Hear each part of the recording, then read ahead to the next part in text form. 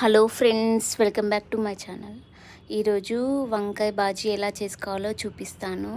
ఇది వితిన్ 10 మినిట్స్లో అయిపోతుందండి.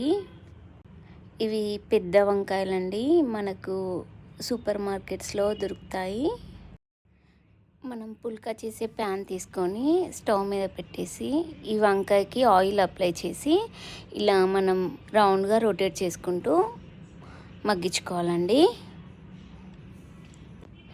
ఇది ఎలా కుక్ అవుతుందంటే దాంట్లో నుండి వాటర్ అనేది మనకు వచ్చేస్తాయండి. ఇలా మెత్తగా అయిపోతుంది కుక్ అయ్యాక. ఆ మీద ఉన్న లేయర్ అంతా మనం తర్వాత తీసేయాలండి. చూసారా, ఇలా క్లిక్ చేస్తే మనకు తెలుస్తుంది కుక్ అయిందా లేదా అనేది. ఇది చల్లారాక మనం దాని మీద ఉన్న లేయర్ అనేది తీసేయాలి. బ్లాక్గా కనిపిస్తుందిగా, ఆ లేయర్ అనేది టోటల్గా తీసేయాలండి.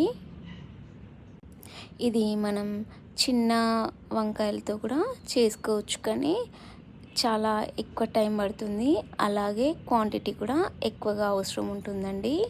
చూసారా, ఈ విధంగా ఉంటే సరిపోతుందండి. ఇలా పైన తీసేసి చూసారా ఎలా కుక్ అయిందో.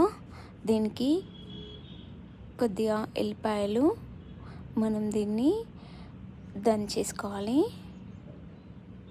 అది పక్కకు పెట్టేసి ప్యాన్ పెట్టేసి దాంట్లోకి ఆయిల్ వేసేసుకొని తాలింపు యాడ్ చేసుకోవాలి.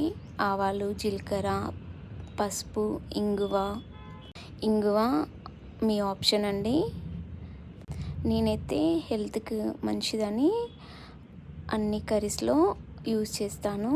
అలాగే దీంట్లోకి ఎల్లిపాయలు, కొత్తిమీర యాడ్ చేసేయాలి.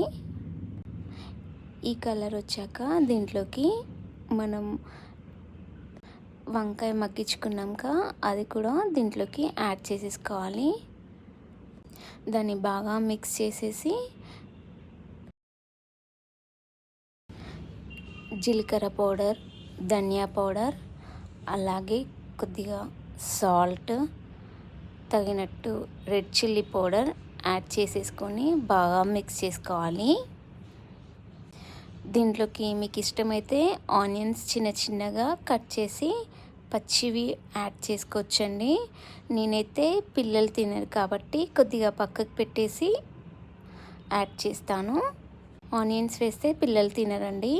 సింపుల్ వంకాయ బాజీ రెసిపీ రెడీ.